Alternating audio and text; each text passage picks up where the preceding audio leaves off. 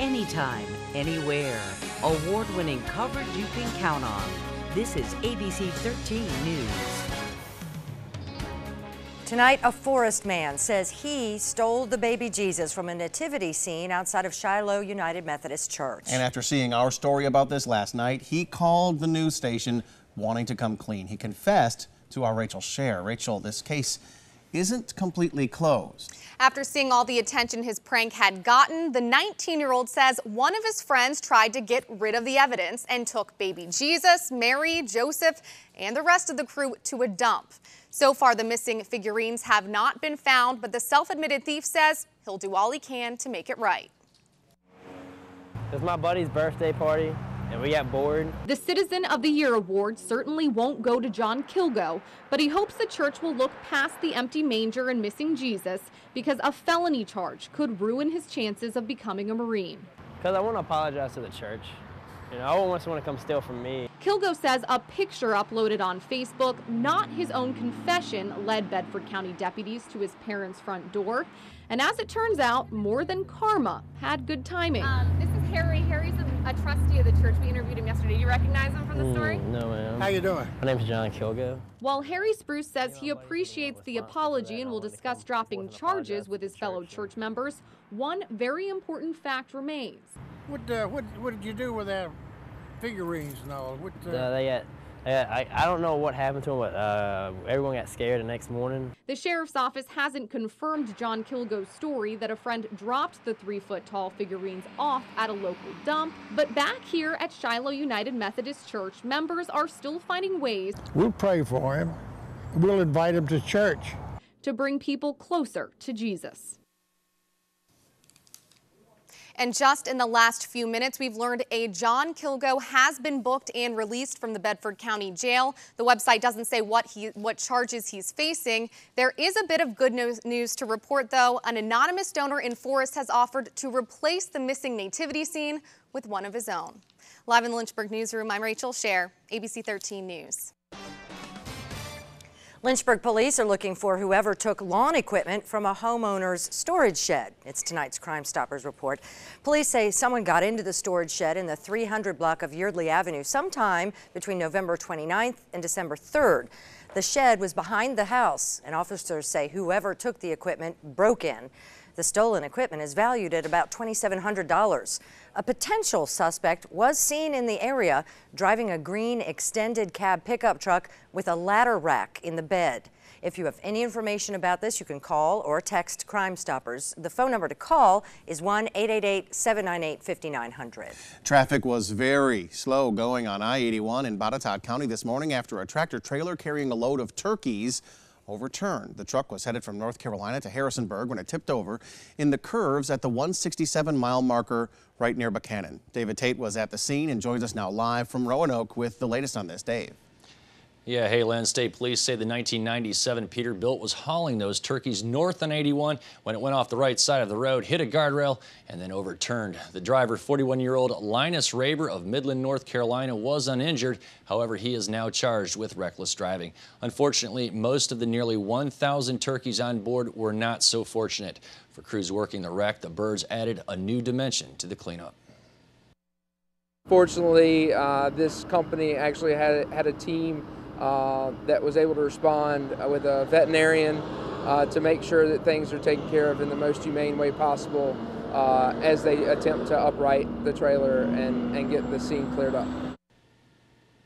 Now, early on, crews had to catch a few turkeys that did manage to survive and get loose, but for the most part, the turkeys' cages remained intact through the wreck. Crews were able to clear the interstate and get everything moving by about 11:30, with the longest backup stretching about 3 miles. Live in Roanoke, David Tate, ABC 13 News. Good evening, I'm meteorologist Sean Sublett, and we still have a lot of nagging clouds out there, but no real threat of rain nor snow to be found across the heart of Virginia tonight or tomorrow either. Still watching the rain across coastal Carolina. Our temperatures falling now through the 40s. We expect them to hover in the lower 40s through most of central Virginia this evening. It will be kind of chilly tomorrow, but a sunnier, warmer, drier pattern still leads us into the weekend. More on that in a few minutes. Noreen. Thank you, Sean. Governor McDonnell's Uranium Working Group is in Chatham right now, making a presentation to a state subcommittee. This is the final meeting of the two groups. It is open to the public, and the working group will be answering questions and taking comments. James Girardi is live from the Old Dominion Agricultural Complex. James, tell us what the turnout's looking like.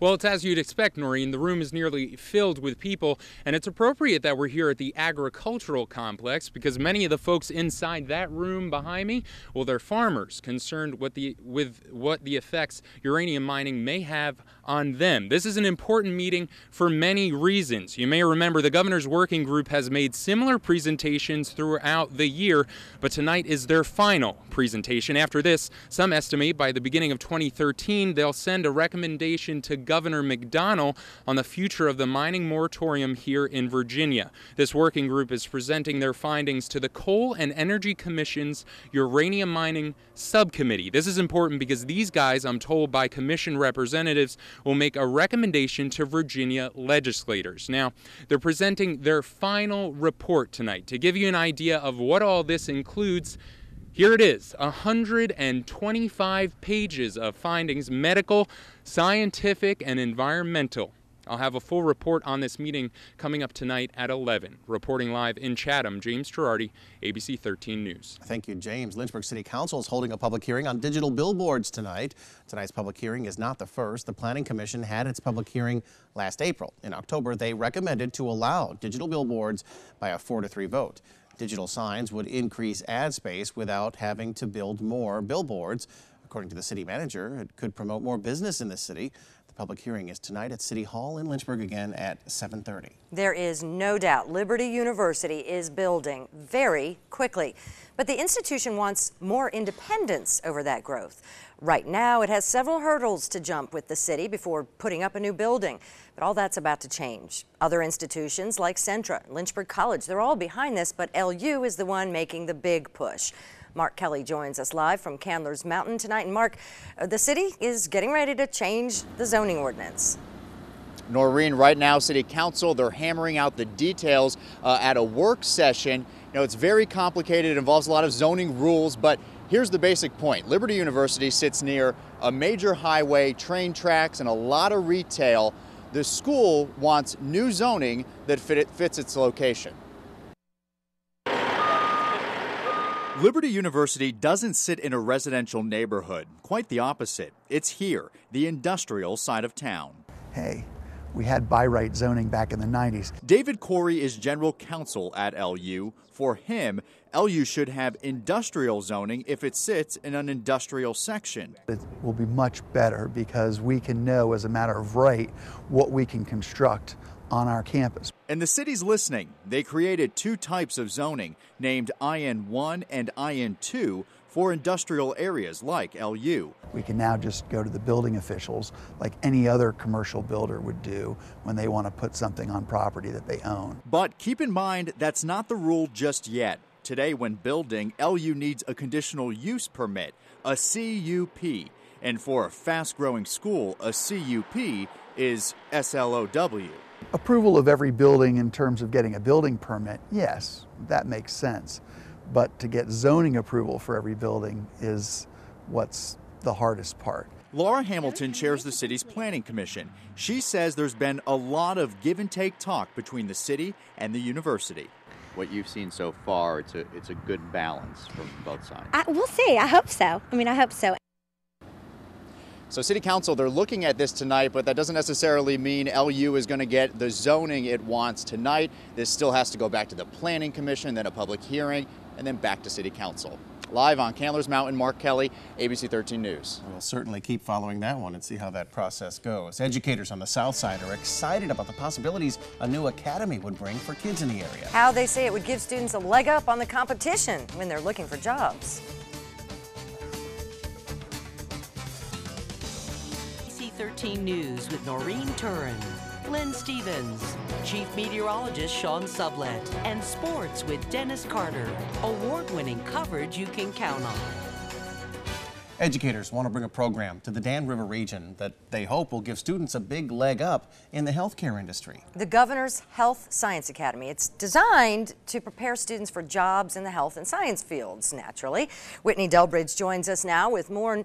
Now, Whitney, we're really not talking about a physical building here, but more a program of courses. That's right, Noreen. It's for students who are interested in a career in healthcare, but don't quite know what they need to do to get there. Through advanced education, internships, and mentorship, they'll be placed on a path to success. Jackie Rochford is one of the driving forces behind a Governor's Health Science Academy coming to the Dan River region. Her goal is to encourage students as early as 7th grade to start exploring options in the healthcare field and start on the right path to their careers. What we want to do is get them stronger in the science and the math and understand that that goes along with a good career in the health area. The program will include pathways of specialized courses and possible internship opportunities with healthcare organizations like Danville Regional Medical Center. It will take about 5 years to go into full effect. We actually have some parts of it already, the CNA or nurse aid program, the EMT program, and dental assisting. We are very excited about the opportunity to develop this program. Superintendent Sue Davis hopes the academy will help students who will in turn come back and help the community. They can go on to community college or four-year university and come back to the Danville area and provide those health services for us. That's where jobs are and where jobs are projected to be in the next 20 years. We want to prepare our students in this area to be the best that they can be. Okay, Whitney Delbridge with that report. In order to bring the academy to fruition, Rochford says they are hoping to get help from healthcare and workforce providers in the community to give feedback and help design the curriculum for the students. Well, the Tunstall Middle School student who got a new heart is still recovering at Duke after another surgery this past weekend. Doctors had to go in again after scabs had loosened in Jake Lee's chest cavity, which led to bleeding. This was a little setback, but doctors say everything really is under control. Family members say he is walking now and in good spirits, and he hopes he's going to be home for Christmas. The middle school is raising funds for Jake at a wrestling match on Saturday night. For more information about that, just log on to WSET.com. Go Team Jake. Yeah, it's great definitely. They're pulling for him. All right, well, you know, we've got a teensy little bit of rain overnight, and then you could definitely feel how the temperatures dropped today. There was a change. Is that going to continue for the rest of the week? Sean's looking ahead. ABC 13 weather is brought to you by Watts Petroleum. ABC 13 weather, forecasts you can count on. Certainly a fair bit cooler today, but a big contrast from west to east across the heart of Virginia and to adjacent locations into West Virginia, where the temperature is still into the 20s early on this evening and just recently coming out of the 50s across south side.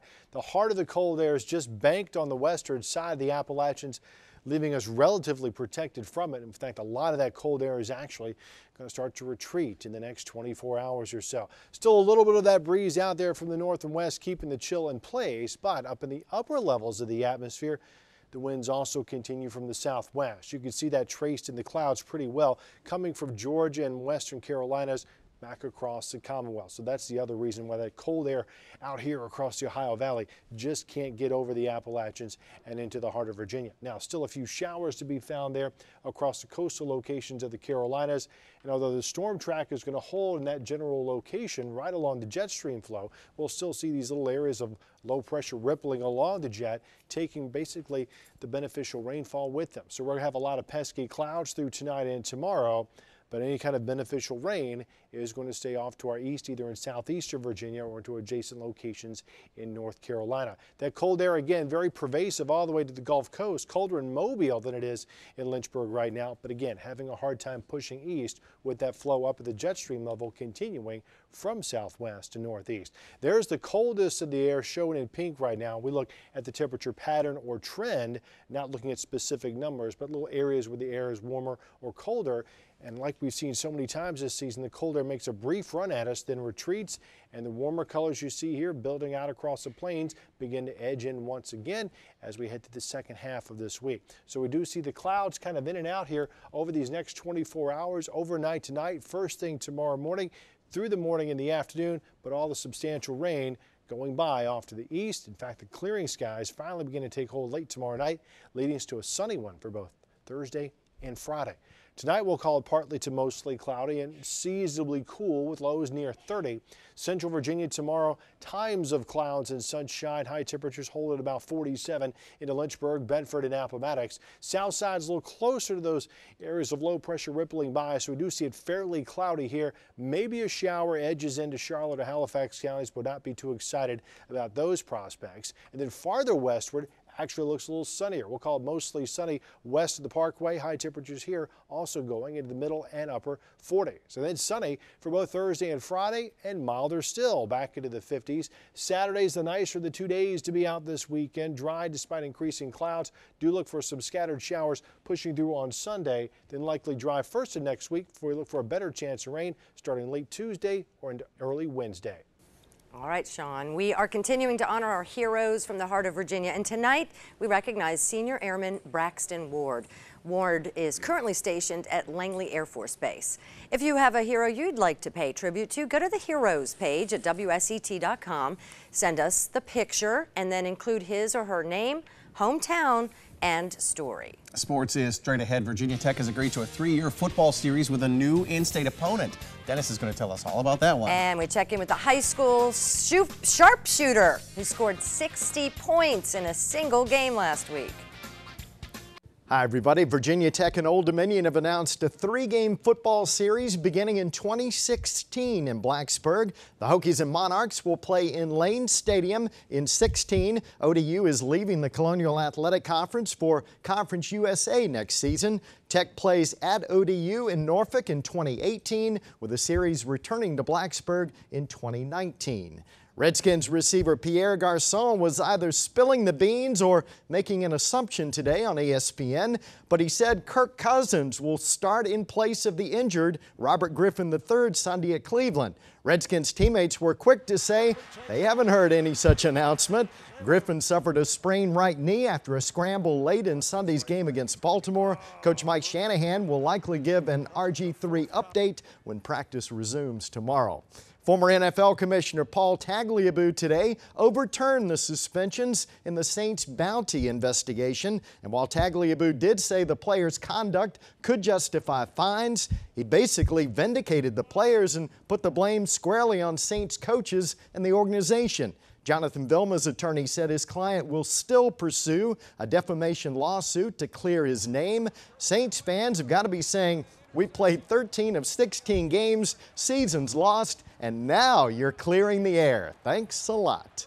Rockbridge County's Andrew Rousey was named first-team all-full-court press last season and narrowly missed out on the Player of the Year award. This season, he's making a bold statement early. He deserves our top honor. Here's Justin Feldkamp. He strikes the Superman pose during pregame introductions, and at times, Andrew Rousey plays like a superhero, even though he's small for a Division I recruit. Everybody relates. You know, you got a 5'10" kid. He's more athletic than what people realize. He's very quick with the ball, can get his shot off really quick. But yeah, I think he kind of looks like the average guy playing a pickup game. And sometimes when we walk out for a jump ball, we don't scare anybody, and we understand that. But he comes to play, and all our guys come to play. The UNC Asheville commit can dribble on the ground, throw passes behind his back, and dribble right through a defense. He can also score in a flash, try 6 points in less than 45 seconds.